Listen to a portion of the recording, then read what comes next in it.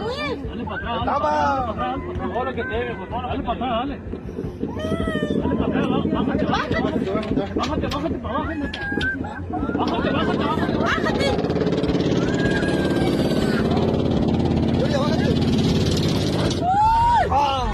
¿Te pegaron? Tiro. Tírate.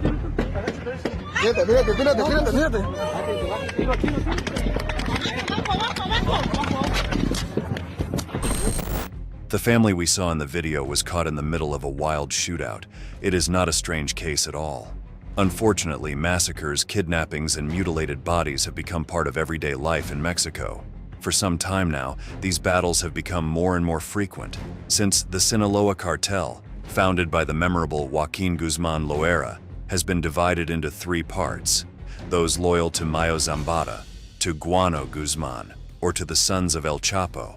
The latter are known as Los Chapitos, who fight for places throughout the country without considering the thousands of people who die in the process. Today, in this new video from Military Might, we are going to learn more about this dispute and the shocking consequences it has caused in the country.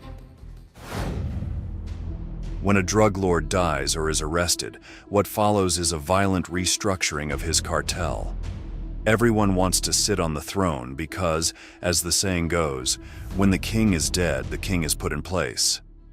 That was exactly what happened in 2016 when Joaquin Guzman Loera was captured for the third, and so far, last time. The Sinaloa cartel was left like a headless beast in search of leadership. And then the question arose about who would take charge of that organization.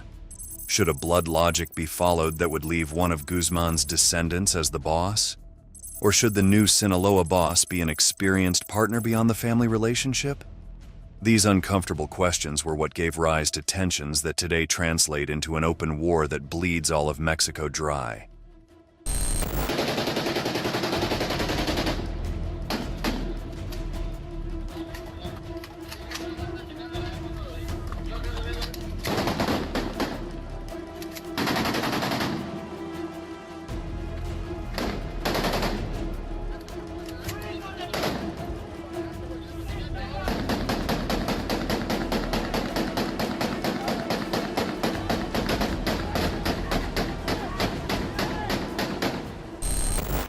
The images show assault rifles of American and Soviet production, 12-gauge shotguns, and high-rate machine guns.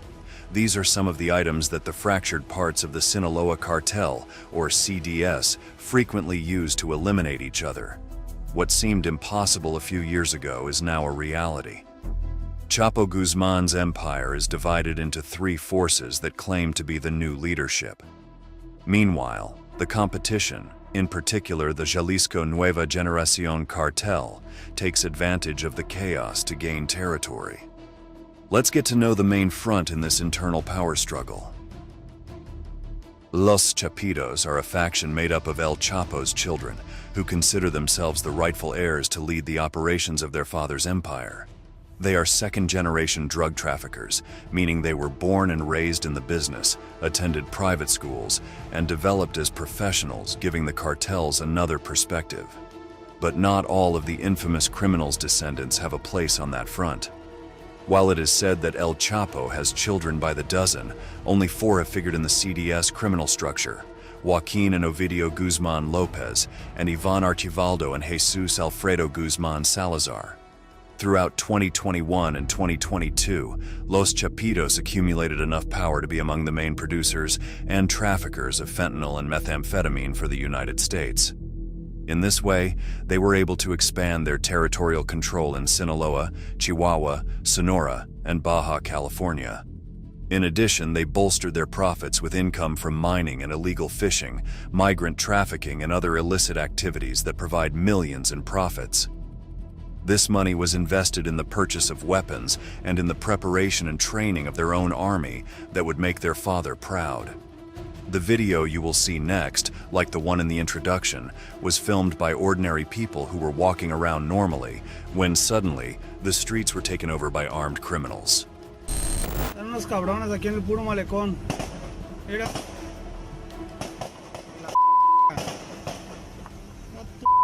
Parando tráfico, tirándole a todos.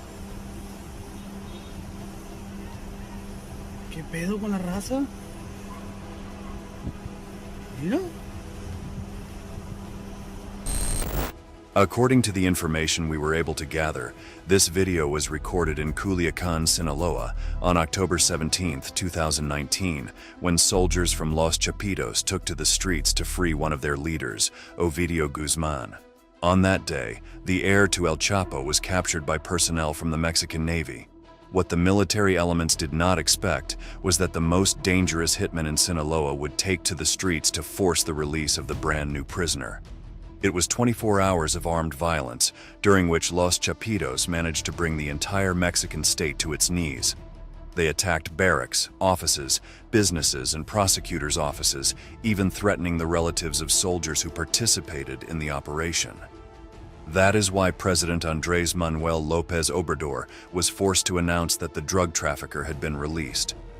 The violence of that October 17th went down in history as the Culiacanazo. That afternoon, it was demonstrated that Los Chapitos were great contenders to be the new absolute leaders of the business. The problem is that they are not the only ones seeking to take the throne of Sinaloa. Also in the dispute are Aureliano Guzmán Loera, alias El Guano, brother of El Chapo, and Ismael El Mayo Zambada, co-founder of the CDS. These two factions are quieter, but they have similar power in terms of the number of soldiers and methodologies. The main difference is that both leaders are older men who grew up learning in the business, but who come from a humble life full of shortcomings. Unlike Los Chapitos, they did not have a luxurious childhood, rather the opposite. Since the capture of El Chapo, there has been a direct confrontation between these 3 points of the infamous triangle. Usually, with each victory, videos are presented showing who won the shootout. Next, we will see a file uploaded by hitmen of Guzmán Loera's descendants. There, corpses of Sinaloa cartel operators are displayed, amid mocking laughter and threats. It is necessary to warn you that this is a really unpleasant recording, even though it is censored.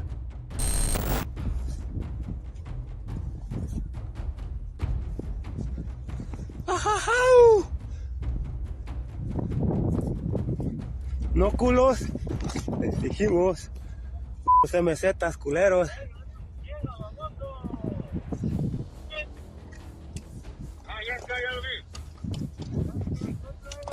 Descargó la red.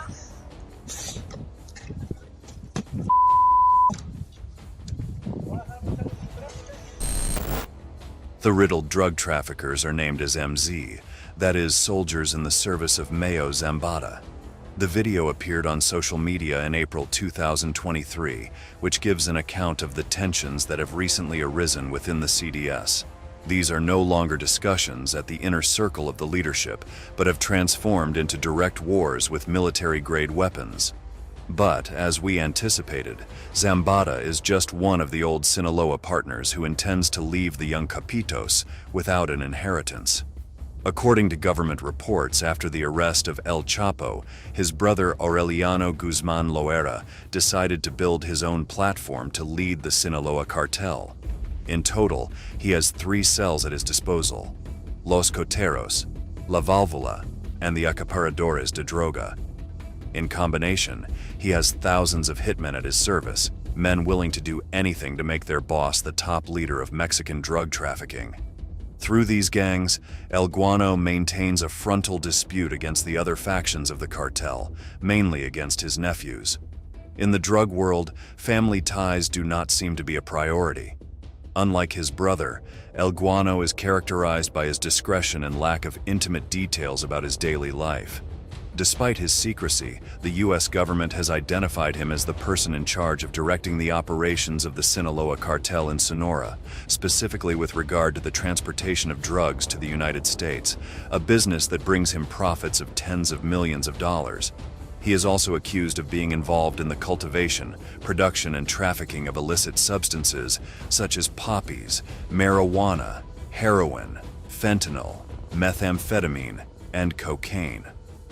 To sustain these businesses, his men have engaged in brutal attacks on the competition. When possible, enemy hitmen are kidnapped to be executed in front of cameras, leaving disgusting records like the one you will see next. We warn you that it is a really strong material, not suitable for weak stomachs and hearts. Madre, Potosita tiene plaza, hijo de la tiene dueño, hijo de su madre. Estamos, hijo de la vamos, hijo de la vamos, vamos. Potosita tiene dueño, madre.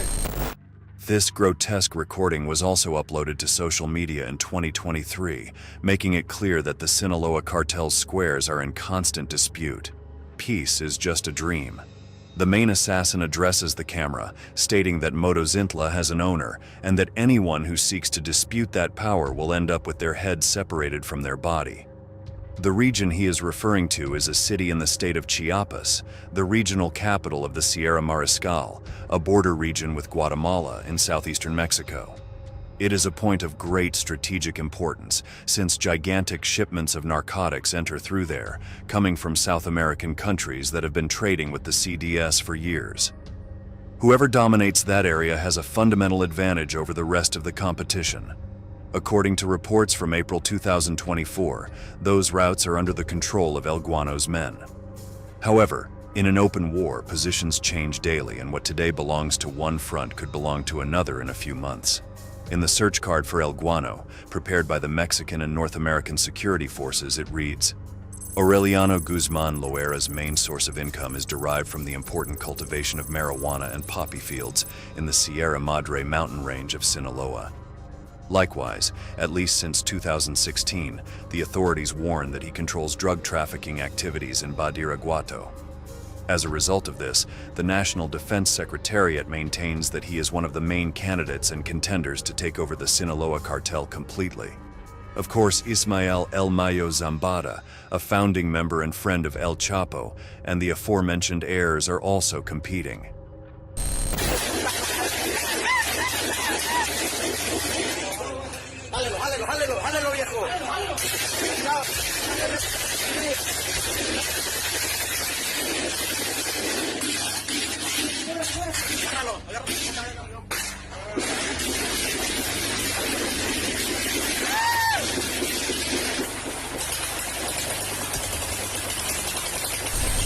This video was recorded in Michoacán in one of the many internal confrontations of the CDS. The hitmen opened fire in turns from a safe house that served as a bunker during the shootout. The death toll is unknown, but it is possible to see traces of blood and wounds on the floor of the house. Given the level of violence, it is not risky to assume that operators of the Sinaloa cartel died during this confrontation. In 2024, Culiacán continues to be the epicenter of acts of violence that affect the civilian population. During the early hours of Friday, March 22nd, at least 40 people were deprived of their freedom in different places in the capital of the state of Sinaloa. After 24 hours, the first hostages were located by the police, but without being able to successfully free them. The authorities do not know exactly which faction was behind the mass kidnapping and what the reason was. However, Ruben Rocha, governor of Sinaloa, not only downplayed the figures but also took the situation with grace. Presuntamente son 15. 5 menores, ¿no? Ya saben más ustedes que yo. Official reports said that during the early hours of that fateful Friday, entire families began to be kidnapped from their homes at gunpoint. The perpetrators of the crime entered armed and took simple neighbors, making no distinction between men, women, and children. Testimonies from residents of the area reported screams, cries, and shots in the air to intimidate people who resisted. At 3:30 p.m., the Sinaloa Public Security Secretariat confirmed that the number of kidnappings had increased exponentially, so an operation coordinated by local and state security agencies was deployed.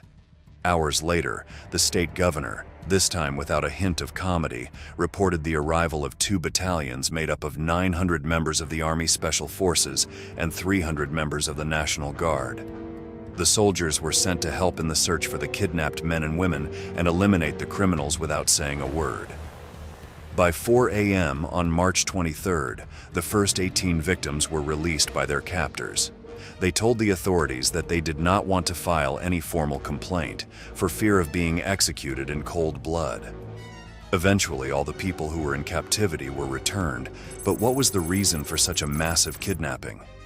The attack took place just one day after the Badiraguato mountain range was the scene of a savage armed confrontation.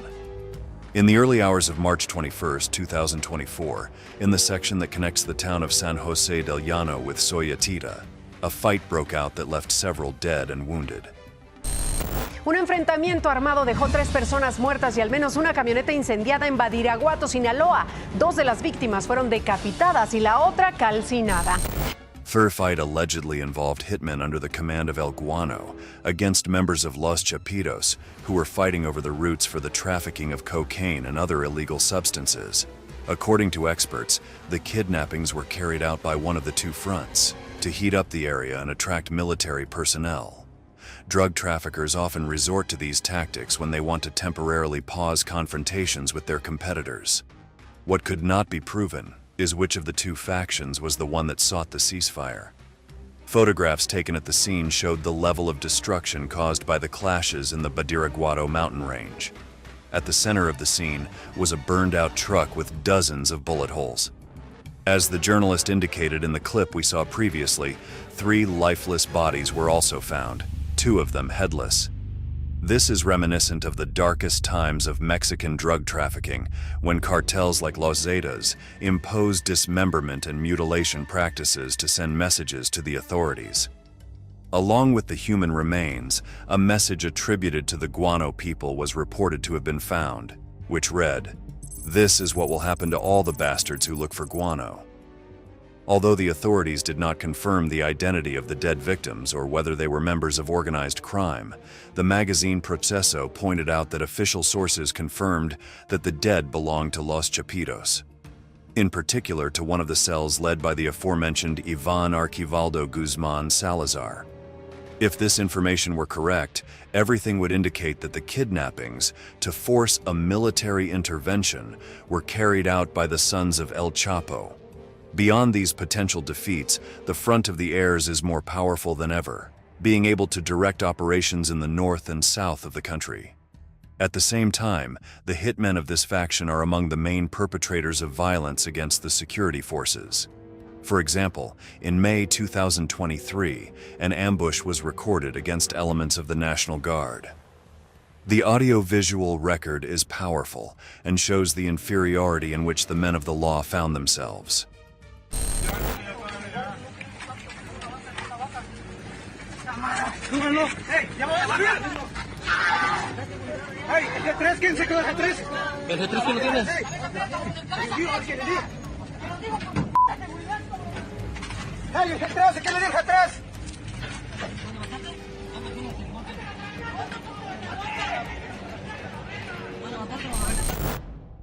The situation was chaotic.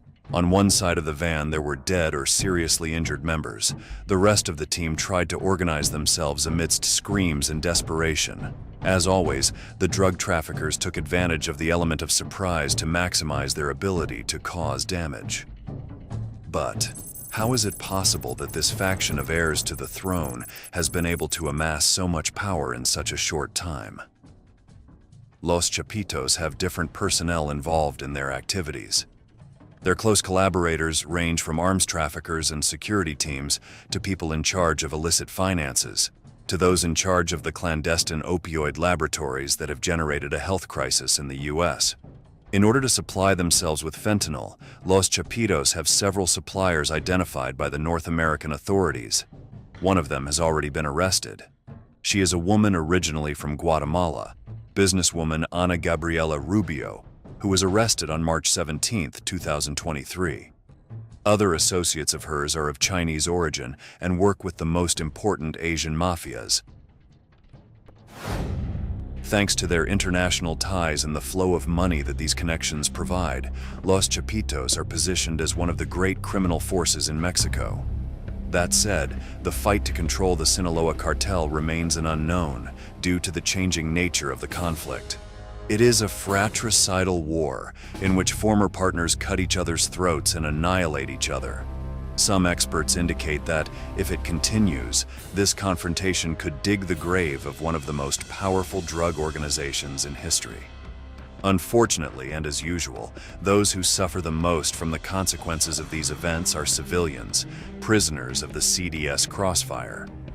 Before we say goodbye, we would like to know your opinion on this matter.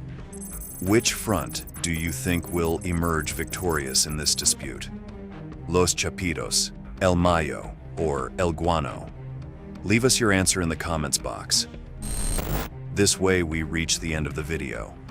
If you like this content focused on the Aztec criminal world, we invite you to subscribe and activate notifications to stay up to date with all the news.